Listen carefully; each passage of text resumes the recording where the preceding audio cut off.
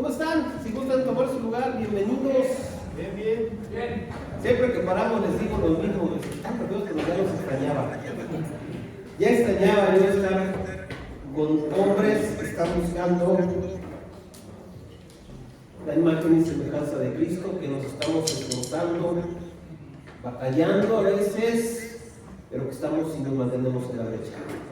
De verdad es un gusto, es un privilegio, una bendición compartir todo este tiempo con ustedes y expectante de lo que Dios quiera hacer en este año que iniciamos.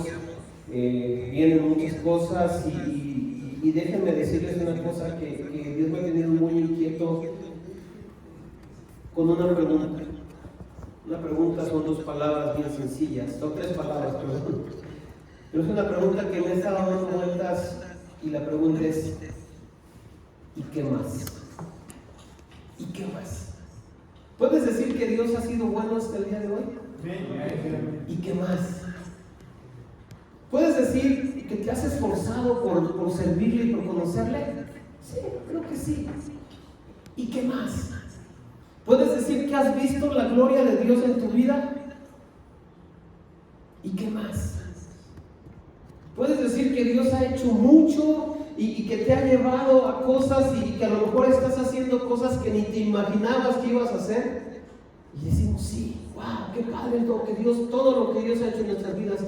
Y la pregunta es, ¿y qué más? ¿Qué más tiene Dios para ti? ¿Y qué más espera Dios de ti? Y yo le digo, Señor, ¿qué más tienes para mí? ¿Y qué más esperas de mí? ¿Y qué más de todo lo que me has hecho ver y de lo que me has hecho vivir? ¿Qué más me falta? Y les puedo decir, mira, el cierre de año fue realmente impresionante de parte de Dios. Estuvimos orando en las reuniones matutinas por un varón que fue diagnosticado con cáncer, con tratamientos de quimioterapia muy agresivo, y a finales de año se acerca su esposa y me dice, tengo que decirles algo. Fui con mi esposo al médico y el médico le dijo que no tiene nada. Otro varón de nosotros tenía también un problema en la piel, le había dicho que era cáncer, y a la siguiente semana de que me lo platicó, vino y me dijo, pastor, le tengo que comentar al pastor que fue al doctor y me dijo que no es cáncer y ya se me están quitando las manchas. Y otra señora por la que también estuvimos orando en las mañanas, nos habla y nos dice muy afligida que se empezó a sentir mal. De hecho fue una persona para la que estuvimos pidiendo donadores de sangre, y me dice, le pregunté cómo estaba, me dijo que pues no muy bien, que la iban a internar esa semana y que la doctora, ella padecía leucemia, y que la doctora le había dicho que había el 90% de probabilidades de que la enfermedad hubiera regresado. La internaron el miércoles, hicieron estudios y después me dijeron, váyase a su casa porque no encontramos nada. Dios se está moviendo, mis hermanos. Y ni siquiera somos la multitud. Y ni siquiera somos los escandalosos que no. Dios está haciendo algo. Y entonces la pregunta es, ¿y qué más? De verdad yo reconozco que los que estamos aquí es el grupo. Yo siempre he dicho que en todos los lugares, en las organizaciones, en las iglesias, en las empresas, hay un grupito que yo lo bauticé con el grupo de los de siempre. Oye, ¿qué hubo tal cosa? ¿Quién llegó? Los de siempre, ¿verdad? Oye, que llamaron a hacer talacha, ¿quién vino? Pues los de siempre. Oye, ¿qué hubo esto? ¿Que vamos a hacer eso? ¿Quién crees que pueda venir? Pues los de siempre. Yo le llamo los de siempre. La Biblia le llama a los fieles. Y reconozco su fidelidad, me bendice su fidelidad, me encanta verlos aquí cada 8 días y en cada convocatoria y cuando nos toca venir a hacer talacha. Yo sé que los de siempre, cuando pueden vienen, y cuando no llegan es porque verdaderamente hubo algo que les impide llegar. Pero mis amados y fieles varones, la pregunta es, ¿y qué más? ¿O ya nos conformamos? Decimos, ya, Señor, esto, ya. ¿No? Como en el juego de los vaqueros, ya déjenos, ya. No, ¿y qué más? Y dentro de ese qué más, pues seguimos con lo que Dios viene haciendo. Arrancamos ya la próxima semana con nuestro tercer módulo de ombligo masivo. No sé si ya lo pudieron comprar, ya lo pudieron ojear. Está muy bueno, muy padre. Y pues arrancamos ya la próxima semana. Ahorita al final vamos a tener material para los que todavía no lo tengan y lo quieran llevar una vez.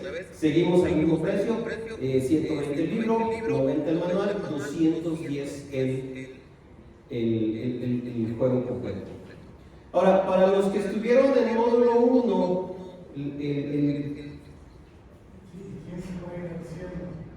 ¿quién se va a ir al cielo? Los de siempre. Venga, pastor. Sí. Cuando llegues al cielo, me vas a decir, ¿viste a alguien de las torres? Sí. ¿A quién viste? Pues a los de siempre. Qué bueno. Qué bueno. Entonces, les reitero, arrancamos con módulo de 3 que se llama valor. Y el valor desde la perspectiva de Dios sí se requiere mucho valor. Pero para los que tomaron módulo 1 y los que por alguna razón no concluyeron el módulo 2 de comunicación, sexo y dinero, esos dos grupos van a pasar por esta ocasión directo a valor para no desfasarnos, para seguir el currículum en orden, y después, al final, tendrían que reponer el módulo 2 de comunicación, sexo y dinero. ¿Sí me expliqué? Entonces, los que vamos al corriente, pues, brincamos al módulo 3. Los que vienen del módulo 1, en tu caso, Paco, los que pasaron, se pueden integrar directamente a valor. Igual por el tamaño del grupo, a lo mejor nos juntamos con algún otro grupo, compartimos los horarios para que puedan estar más en bola. Sí, y los que no concluyeron módulo 2, los que no concluyeron comunicación, sexo y dinero por faltas, porque nomás se anotaron y no empezaron, cosas así, por favor hay que contactarlos y animarlos para que se integren y vamos a llevar.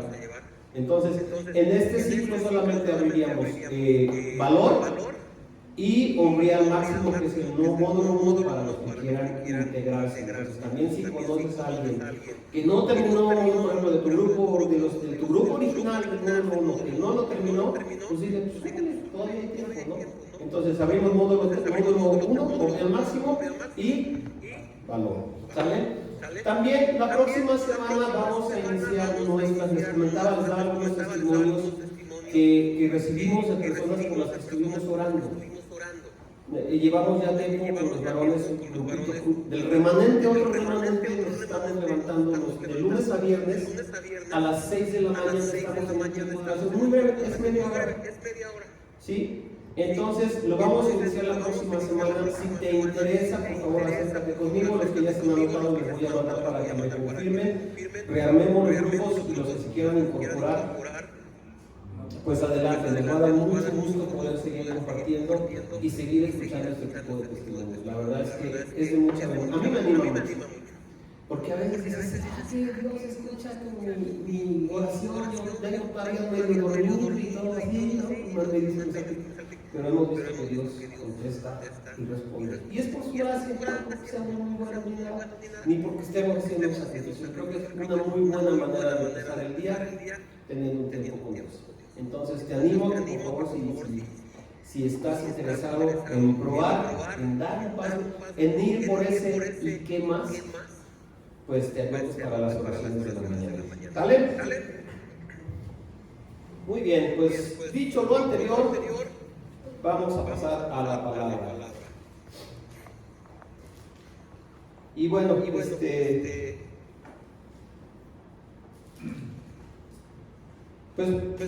yo para no variar, pues voy a seguir hablando voy a tomar como referencia el capítulo 2 de Apocalipsis, capítulos 2 y 3, donde están los mensajes a las iglesias. Nuestro pastor nos habló las dos últimas semanas de los mensajes a la iglesia y nos fue llevando, ¿verdad?, de lo que implica para cada uno de nosotros cada iglesia y cómo de repente pues nosotros nos podemos identificar, ¿no? Finalmente, muchas veces lo que la Biblia hace cuando habla de personajes, de pueblos, de iglesias, pues realmente nos está hablando a nosotros, ¿verdad? Las fallas del pueblo de Israel, pues las encontramos y nosotros analizamos nuestra vida, las podemos encontrar en nosotros. De repente nosotros nos olvidamos de Dios, de repente nosotros tomamos lo que Dios hace maravilloso y precioso de nuestra vida, lo tomamos como algo normal y hasta lo menospreciamos, ¿verdad? Y cuando menospreció, por ejemplo, el maná, cuando era verdaderamente un milagro. Pero pues, vieron el mismo milagro día tras día durante 40 años que se les hizo habitual y llegó el momento que lo menospreciaban. Ay, no creemos más que mamá, ¿verdad? Y yo creo que oraban como uno de mis hijos cuando estaba pequeño y le enseñamos a orar por los alimentos. Y él se sienta en la mesa a dar gracias y dice: Señor, gracias por esta fea sopa en el nombre de Jesús, porque no le gustaba la sopa. Y entonces, cuando vemos las historias de la Biblia, pues sí nos hablan de pueblos, en este caso nos habla de las iglesias, pero también es algo de un poco a nivel personal. Y hoy quiero enfocarlo desde la perspectiva de que muchas veces nosotros buscamos a Dios, pero a veces no sabemos exactamente qué buscamos. O recibimos algo de Dios y no sabemos exactamente por dónde viene o qué viene. Y yo creo que, por ejemplo, ahorita en esta época que hacemos propósitos, ¿verdad? No sé si tú eres de los que acostumbran comerse las uvas y cada uva es un propósito o lo que sea, pero normalmente, por ejemplo, uno de los propósitos más comunes es: pues voy a buscar más a Dios, o voy a leer más la Biblia. Pero la verdad es que podemos nosotros encontrar en esos pasajes, y voy a enfocar en los mensajes a la iglesia, pero quiero resaltar 3 puntos en los mensajes que yo creo que es importante que nosotros podamos entender y buscar cuando nosotros nos estamos acercando a Dios, cuando estamos acercándonos a través de su palabra, cuando nosotros lo alabamos, cuando pasamos tiempo con Él en la intimidad, en adoración o en oración o en ruego. Hay 3 puntos que vemos en estas cartas que Juan escribe a las iglesias en Apocalipsis, que nos dan una pauta de qué es lo que podemos y debemos buscar cuando nosotros nos acercamos a Dios. Son 3 cosas de las que Dios nos habla y las vamos a ir viendo en las diferentes cartas. Por ejemplo, el primer punto: cuando Dios nos habla y cuando nosotros buscamos hablar, es importante acercarnos a Dios, es importante buscar, por encima de todo, primeramente, una revelación de Él.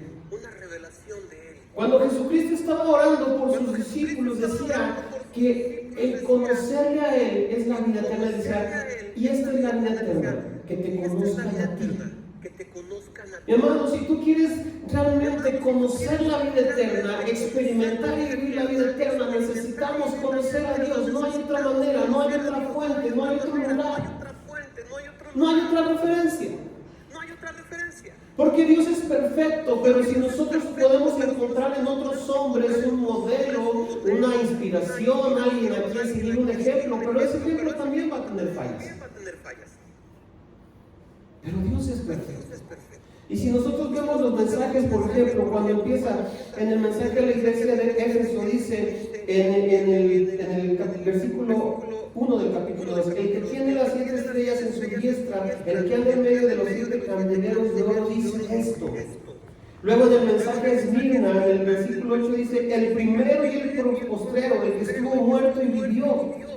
Luego a Pérgamo le dice: el que tiene la espada aguda de 2 filos, dice esto. Y luego a Tiatira le dice: el Hijo de Dios, el que tiene ojos como llama de fuego y pies semejante al bronce bruñido, dice esto. A la iglesia de Sardis le dice: el que tiene los 7 espíritus de Dios y las 7 estrellas, dice esto. A Filadelfia le dice: el santo, el verdadero, el que tiene la llave de David, el que abre y ninguno cierra, y cierra y ninguno abre. Y finalmente a la Odisea le dice: he aquí el amén, el testigo fiel y verdadero, el principio de la creación de Dios, dice esto. Empieza dando una revelación de Cristo. Empieza hablando de quién eres. Empieza hablando de su majestad, de su dignidad, de todos estos atributos que, si lo leemos en Apocalipsis, de repente dices: bueno, ¿qué significa esa espada? ¿O qué significa? Pero lo importante aquí es que es necesario buscar esa revelación, conocerle a Él.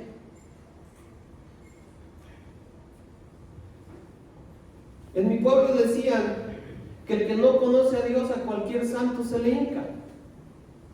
Y cuando nosotros no conocemos a Dios, podemos tomar cualquier cosa que el mundo nos ofrezca. Mi amado, el mundo está buscando respuestas, el mundo está buscando soluciones. Pero como no conocen a Dios, cualquier cosa les llena. Cualquier cosa les puede parecer una alternativa. Y el no conocer a Dios incluso ha llevado al mundo a querer invertir las cosas, y en lugar de que nosotros seamos a imagen y semejanza de Dios, el mundo quiere crear un Dios a imagen y semejanza del mundo. ¿Lo has visto? Estaba viendo un video de un chico que anda entrevistando, un chico obviamente pro vida, anti-gay, y está en un evento de los LGBT, no sé cuántas cosas más, y va a entrevistar a un pastor que apoya el movimiento gay. Y él le decía, ¿dónde la Biblia dice? Y el pastor le decía, es que yo no vine aquí a hablar de Biblia. ¿Quieres hablar de Biblia? Ve a mi iglesia y ahí yo predico todas las semanas, pero aquí no. Y él decía, ¿dónde dice? ¿Cuál es tu sustento bíblico para tú como pastor poder defender esta causa que es totalmente antibíblica, a la luz de cualquier versión de la Biblia que tú tomes? Es una práctica condenada por Dios. Pero como la gente no conoce a Dios, entonces piensa que Dios puede actuar de tal o cual manera. ¿Por qué? Porque lo miden en base a su propia percepción. Yo tengo mi percepción de bondad, y entonces creo que la bondad de Dios debe ajustarse a mi concepto de bondad. Cada uno de nosotros tiene un concepto de justicia. El problema es que pensamos que Dios tiene que ajustarse a mi concepto de justicia. Pero es al revés. Y si no lo conocemos a Él, estamos perdidos. Y más allá de eso, necesitamos conocerlo a Él, porque el cristianismo, y nos lo enseñaron desde que nos convertimos, y lo hemos repetido muchas veces, y lamentablemente en algunos casos se ha vuelto un cliché, pero el cristianismo se trata de una relación personal con Dios. Ahora pregunto, ¿podemos tener una relación personal, íntima con alguien a quien no conocemos? Imposible, imposible. El mundo está lleno de relaciones superficiales. Pero necesitamos conocer. Entonces el primer punto que nosotros debemos buscar y que nos enseñan estas cartas es buscar una revelación a Él. Decirle, Señor, yo quiero conocerte más. Yo quiero aprender más de ti, quiero conocer más de ti, quiero más revelación, quiero verdaderamente decir, yo conozco a Dios, yo he conocido a Dios, yo he estado con Él, Él ha estado conmigo, Él me ha tocado, conozco su palabra, conozco su corazón, porque he podido conocerlo a través de su palabra, pero también buscarlo en la intimidad. Hace unos meses compartía yo y hablaba de este capítulo del Chavo del 8 que andaba cazando churruminos. Y decían, ¿y cómo son? Pues no sé, no he agarrado ninguno. Y a veces cuando nosotros no conocemos y no tenemos y hablaba también una vez pasada que compartí ella en el auditorio, hablaba también del gozo, y decía que uno de los pilares del gozo es mi conocimiento de Dios, el conocimiento bíblico de quién es Dios. Hay gente que lleva toda su vida en una religión que no le falla una. O sea, por aquí nació el niño y al bautizarlo, y cumplió no sé cuántos años, y acá, y acá, y acá, y acá, ¿no? Y se casan por la iglesia y hace todo. Y una de estas personas, viviendo y practicando una religión de mucho tiempo, me hizo una pregunta hace poco tiempo y me dijo, oye, y bueno, ¿quién es Dios? Dije, ¿cómo? ¿No sabes quién es Dios? O sea, vas ahí a ese lugar y te dicen que Dios, y te hablan de Dios, y no sabes quién es Dios. Y obviamente, como no sabía quién era Dios, tenía un concepto un poquito distorsionado de quién es Dios. Finalmente Dios es inexplicable, ¿verdad? No lo puedes escribir con palabras, pero puedes dar nociones y puedes tú mismo entender. Hay cosas, no sé si te ha pasado, pero hay cosas que tú sabes aunque no las puedes explicar. ¿A qué sabe una manzana, Paco? La manzana. Y si alguien te pregunta, sabes que pues mejor pruébala, para que sepas, ¿no? Dios sí puedes decir, es dulce, es jugosa, es refrescante, tiene vitamina tal, la cáscara tiene fibra, no te tragues las semillas porque tienen cianuro. O sea, puedes dar muchas cualidades, pero no lo vas a ver a alguien a ciencia cierta hasta que no haya probado esa manzana. Podemos hablar de Dios muchas cosas, pero no lo vamos a saber hasta que tengamos esa revelación que viene de estar en su presencia y ese conocimiento personal. Pero conforme lo vamos conociendo, podemos explicar mejor a la gente y decirle, tienes que probarlo. Si te dicen, oye, la manzana, tú pruébala, está buena, te va a gustar. Y entonces cuando le hablamos de Dios a las personas, podemos hablar de muchas cosas, de sus atributos, sus cualidades, su carácter, sus obras, y decirle, tienes que conocerlo. Yo sé lo que te digo. La mejor decisión que puedes tomar es conocerle a Él. Pero eso lo puedo decir con certeza solamente si yo lo conozco. ¿Ok? Primer punto entonces es la revelación de Dios. Y yo te diría entonces, una respuesta es, ¿y qué más? Más revelación de Dios para mi vida. Tengo que hacer cosas. Tengo que esforzar. ¿Verdad? Segundo punto. Después viene y a cada iglesia le dice, y nuestro pastor nos lo comentaba ayer, yo conozco tus obras. Dios viene y trae una confrontación a nuestras vidas. Y la confrontación no solamente en el mal sentido, es decir, yo conozco tus obras, que eres fiel, que no toleras a tal, que no, sí, y también nos confronta con cosas que tenemos que corregir. Porque esa es una muestra del amor del Padre. Dice que Dios, escuché una vez a alguien decir, Dios nos ama como somos, pero no quiere dejarnos como estamos. ¿Sí? Dios nos ama como somos, pero no quiere dejarnos como estamos. O sea, cuando tu hijo llega, que se fue a jugar y llega todo mugroso, sudoroso, oloroso, lo sigues amando igual. Pero no lo quieres dejar así, ¿verdad? ¿Sabes qué? Échate un baño y después, incluso le dices, vete a bañar y luego vienes y ya te abrazo y te apapacho y te cargo y todo lo que quieras, porque así no puedes estar conmigo, hijo mío, ¿no? Sobre todo cuando ya van entrando a la adolescencia, que sus glándulas empiezan a despertar. Dios es así con nosotros. Entonces Dios nos reconoce las cosas buenas que hacemos. Es un Padre bueno que reconoce. ¿Se acuerdan, por ejemplo, de Job? Cuando el diablo vino y le dijo que andaba recorriendo el mundo y le viste a mi siervo Job. Dios reconoce las cosas buenas. La palabra nos dice que nada de lo que hagamos nosotros por Él va a quedar sin recompensa. Él lo ve todo. Y también nos dice las cosas que tenemos que arreglar. Y le dice, pero tengo contra ti unas cuantas cosas. Y a veces no queremos oír eso.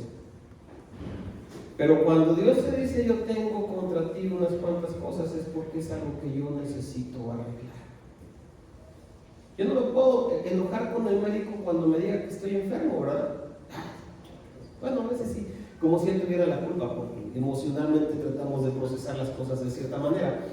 Pero la verdad es que es lo que somos, es lo que hay.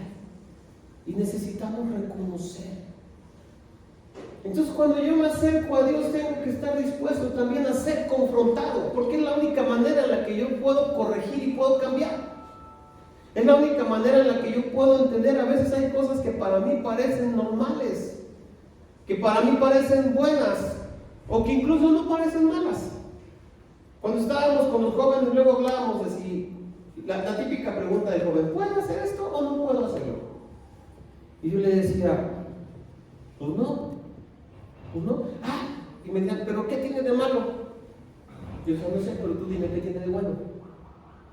¿No? O sea, tenemos que ser capaces de discernir lo bueno de lo malo, y muchas veces nosotros no lo entendemos, y como te digo, muchas veces hay cosas que hemos venido haciendo y no nos damos cuenta. Hace años leímos en el grupo de varones un libro que se llamaba Curvas Peligrosas. Si no lo has leído, te lo recomiendo. Ya, leí el libro, Dios me confrontó. Ya iba yo con toda la pena del mundo a hablar con mi mujer, a ponerme a cuentas y decirle, pues sabes que yo batallo con la mirada. ¿Y qué crees que me dijo mi esposa? Querido, eso yo ya lo había notado desde cuándo. Para mí era algo que pues, nada más yo sabía, y en realidad era muy evidente. Pero tuve que ser confrontado para poder reconocerlo y entonces poder empezar a ser consciente de ese problema y a dar un paso hacia la salida. Si no, ahí seguimos atrapados, como hámsters dándole vueltas sobre la misma rueda sin ir a ningún lado. Entonces, esta confrontación también obviamente se produce y se hace más clara cuando estamos recibiendo esa revelación de Dios. ¿Cuándo eres más consciente de tu pecado? Cuando eres consciente de la santidad de Dios. Cuando la presencia de Dios viene y tú puedes percibir esa presencia y puedes discernir en tu espíritu la santidad de Dios, automáticamente disciernes la condición de tu propio corazón. Automáticamente, no tienes que hacer nada. Yo tenía un uniforme de un deporte que hacía en la universidad y según yo era blanco, porque eran de pues era escuela pública, entonces pues los uniformes nos los prestaban en la universidad, entonces tú llegabas y agarrabas y pues a veces era el que te tocara, ¿no? Pero pues eran uniformes ya de mucho tiempo, que los lavaban ahí medio, los lavaban y ¿no? Entonces para nosotros eran blancos, pero cuando íbamos a competir con otras escuelas y veíamos los uniformes de ellos, automáticamente veíamos que nuestros uniformes no eran tan blancos como pensábamos, que lo verdaderamente blanco era el otro uniforme. Entonces cuando yo estoy justificándome y a lo mejor me siento buen cristiano pero veo la presencia y la santidad de Dios, digo, no soy tan santo como pensaba, hay muchas cosas que tengo todavía, y no es para condenación, es para poder seguir creciendo y avanzando y perfeccionándome y como nos enseña un bien máximo, a ser cada vez más a imagen y semejanza de Cristo. Por eso Dios nos confronta, por eso Dios nos habla, por eso Dios a veces tiene que ser duro e incluso llegar a disciplinarnos. Pero es porque lo necesitamos, porque es necesario. Entonces el segundo punto es la confrontación, la humildad del poder. Entonces yo voy delante de Dios a buscar una revelación de Él, pero también voy abierto y dispuesto a ser confrontado si es necesario. Yo sé que Dios también va a reconocer cosas buenas y las ve y no las va a pasar por alto. Pero yo sé también que Dios entiende mejor que yo qué áreas de mi vida tienen que ser confrontadas. Y a veces de una manera muy firme, muy dura, pero es porque yo lo necesito. Lo necesito primeramente para que yo pueda crecer y madurar, y lo necesito en segundo lugar para poder alcanzar el propósito de Dios para mi vida. Los atletas, y Pablo habla del ejemplo de los atletas, ¿no? Que dice que pues no te enredes con las cosas del mundo, que el atleta se compromete y va por el galardón. Pero los atletas se privan de muchas cosas, uno por su rendimiento y dos para mantener y poder alcanzar la meta. Entonces, segundo punto es ese, la confrontación. Entonces tenemos una revelación de Dios, nos abrimos a poder recibir y no digo la confrontación en el sentido nada más negativo, sino exponemos y recibir esa retroalimentación de parte de Dios. Es decir, yo sé que tú has permanecido fiel, yo sé que tú has soportado, yo sé que tú no toleras, yo sé que te has esforzado aquí, yo sé que tú has hecho esto, pero tengo contra ti unas cuantas cosas. ¿Sí? Y después de eso, el tercer punto es la afirmación. La afirmación viene de dos maneras y lo podemos ver aquí en diferentes partes de las cartas. Por ejemplo, dice en la carta a Éfeso, dice: recuerda por tanto de dónde has caído y arrepiéntete y haz las primeras obras. ¿Verdad? Después a la iglesia de Esmirna le dice: no temas en nada lo que vas a padecer, sé fiel hasta la muerte y yo te daré la corona de la vida. Después dice, ahí mismo en la iglesia de Esmirna, el que venciere no sufrirá daño de la segunda muerte. En la iglesia de Pérgamo le dice: arrepiéntete, pues si no vendré a ti pronto y pelearé contra ellos con la espada de mi boca. Y le dice más adelante: al que venciere daré a comer del maná escondido y le daré una piedrecita blanca, y en la piedrecita escrito un nombre nuevo, el cual ninguno conoce sino aquel que lo recibe. A la iglesia de Teatira le dice: Al que venciere y guardare mis obras hasta el fin, yo le daré autoridad sobre las naciones y las regirá con vara de hierro. Al mensaje a la iglesia de Sardes le dice: sé vigilante y afirma las otras cosas que están para morir. A Filadelfia le dice: yo vengo pronto, retén lo que tú tienes para que ninguno robe tu corona. Y a la Odisea le dice: yo te aconsejo que de mí compres oro refinado en fuego para que seas rico, y vestiduras blancas para vestir. Y entonces Dios les dice, los afirma y les dice: arrepiéntete, deja de hacer esto, y entonces vendrán las bendiciones, y entonces yo pelearé, y entonces te daré la corona, y entonces vencerás. Dios nos afirma. Y entonces nosotros tenemos que buscar en nuestros tiempos de Dios una dirección también. Cuando Jesús veía y obraba un milagro, luego les decía que lo que tenían que hacer: ve y muéstrate con el sacerdote, ve y regresa con los tuyos. Él les decía, o les decía: sígueme. Pero siempre había una instrucción. Tenemos que buscar la guianza de Dios. ¿Hacia dónde? La guianza de Dios es decirle: Señor, ¿y qué más? ¿Qué más quieres que haga? ¿A dónde más quieres que vaya? ¿En qué me tengo que esforzar? ¿En qué no me esforcé lo suficiente? Dejemos que sea Dios quien empiece a dirigir nuestras metas. Seamos sensibles a su palabra, a su guianza. Y a veces a lo mejor no la alcanzamos a entender, y pues tenemos que venir, y si tenemos consejero hay que platicar con el consejero, y si no tenemos consejero, pues ve con tu líder de ministerio, con cualquiera del equipo de liderazgo, con el pastor, pero busquemos el consejo y busquemos la ayuda para entender lo que Dios quiere de nosotros. A veces la consejería se vuelve complicada innecesariamente porque queremos consejería para resolver un problema, cuando a lo mejor con la consejería adecuada pudimos haber evitado ese problema. Muchas veces queremos que Dios bendiga lo que hacemos, pero nunca le preguntamos si eso es lo que efectivamente teníamos que hacer. Entonces, son tres cosas. Esta última es bien importante porque es la que cierra el ciclo. Y nos comentaba el pastor también. Siempre les dice: el que tenga oídos para oír, oiga. Y me quedé con esa frase y leí y decía: bueno, en el argot de los hebreos es como decirles: ya lo oíste, ahora obedece.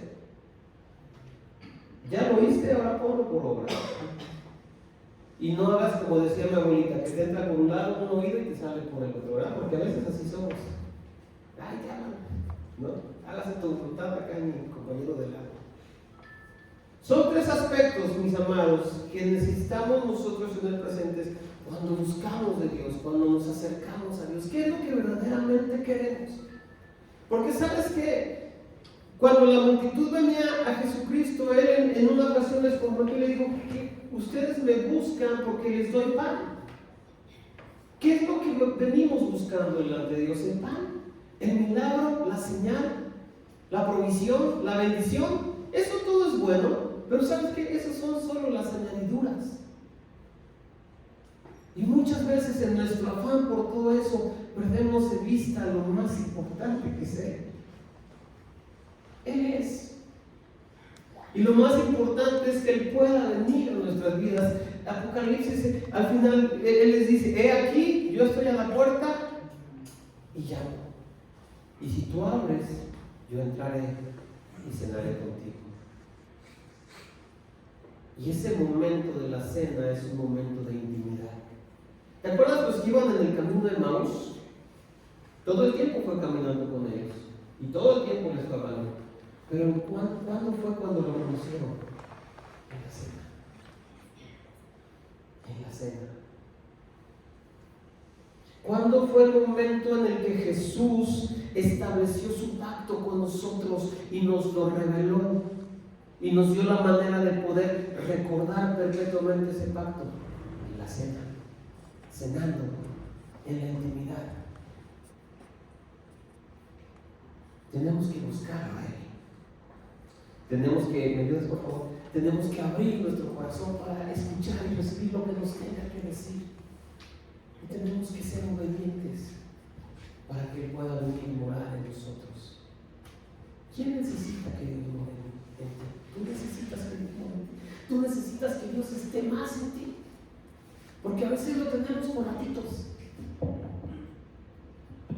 Pero Él quiere estar permanentemente en nosotros. Yo sé que tenemos necesidades, mi hermano. Todos tenemos necesidades y a veces la cosa aprieta y a veces se pone bien cuesta arriba. Y de repente llego con mi esposa y le digo, cuando parece que las cosas no se podían poner peor, se pusieron peor. Pero Dios es fiel. Pero Dios es fiel. Y si lo tengo a Él, y si me esfuerzo por permanecer en Él, no sé lo que pase, no sé cuánto tiempo tenga que pasar, pero sé que todo se va a resolver. Porque lo tengo a Él, que es lo más importante.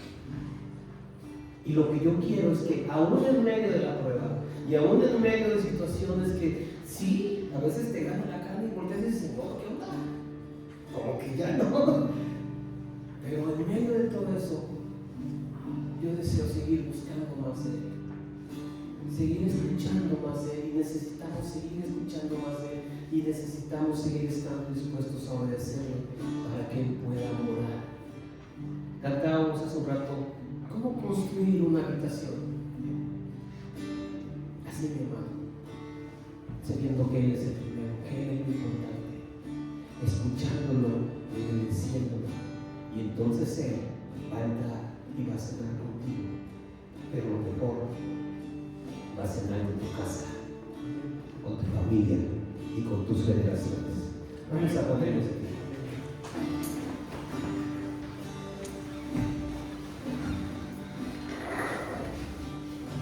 Tómate un momento ahí, tú sabes, tu corazón, deja que tu corazón se abra a Él y empecemos por reconocer nuestra necesidad de Él. Señor,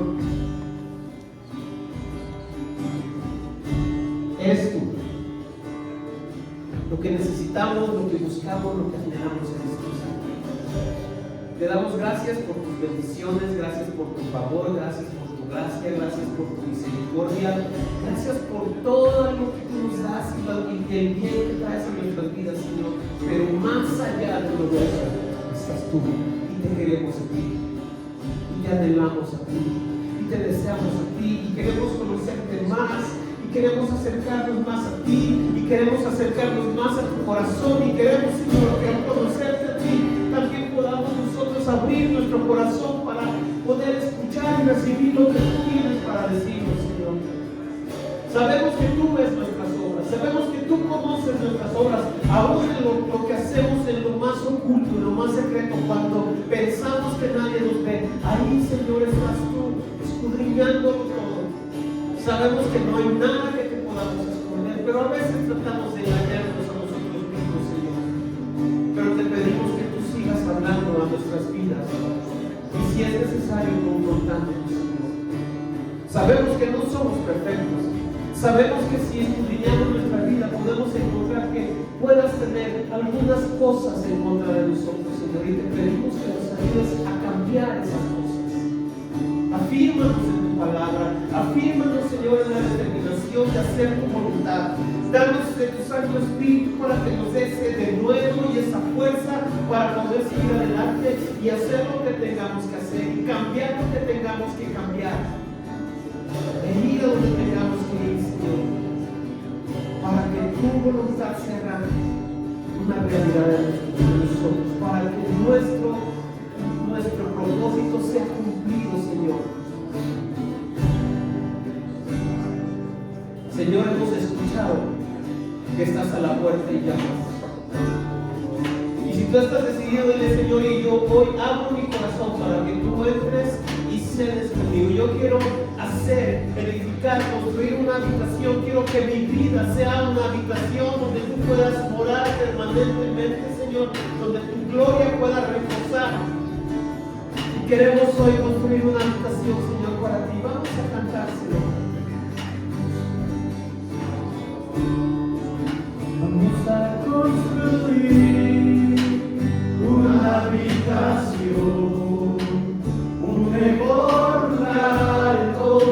puedas descansar. Vamos a construir una habitación. Seremos un santuario para ti. Vamos a construir una habitación, un mejor lugar donde puedas descansar. Vamos a construir una habitación. Seremos un santuario para ti. Sí, Señor, queremos que mores en nosotros. Queremos construir, edificar cada día una habitación para que puedas vivir. Te agradecemos por lo que has hecho hasta el día de hoy en la vida de cada uno de nosotros, Señor. Te agradecemos por la obra que has logrado hacer en nosotros, por el cambio, por la transformación, porque nos has levantado, nos has, Señor, restaurado, pero sabemos que falta mucho más. ¿Y qué más es la pregunta, Señor? ¿Qué más tenemos que hacer? ¿Qué más necesitamos hacer para acercarnos más a ti, Señor? Hay muchas cosas que aún sabemos y que estamos seguros que tú nos vas a ir revelando, Señor. Lo que sí sabemos ahora es que hoy abrimos la puerta y te decimos, Señor, entra, cena con nosotros. Cena en mi casa, Señor. Cena con mi familia, en mi hogar. Y Señor, ayúdanos a preparar una habitación para que puedas entrar a cenar con todas tus generaciones. En el nombre de Jesús, abrimos nuestro corazón, Señor, para que vengas y reines. Queremos conocerte, queremos escucharte y queremos obedecerte, Padre. En el nombre de Jesús. Amén. Amén.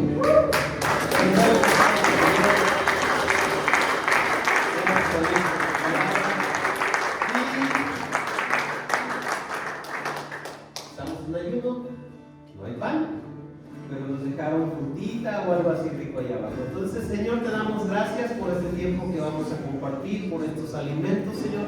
Gracias también por este tiempo en que estamos aprendiendo a depender más de ti. Podemos vivir sin muchas cosas, podemos vivir sin muchos alimentos, Señor, sin cosas que nos agraden, pero hoy reconocemos que no podemos vivir sin ti. Gracias, Señor, en el nombre de Jesús. Amén. Amén. Pues nos despedimos, ya nos saludé a los que estaban en el Zoom, que tengan muy buena noche, que Dios me los bendiga y nos saludamos de aquí a 8 días. Bendiciones y nos estamos viendo. Vamos por fruta.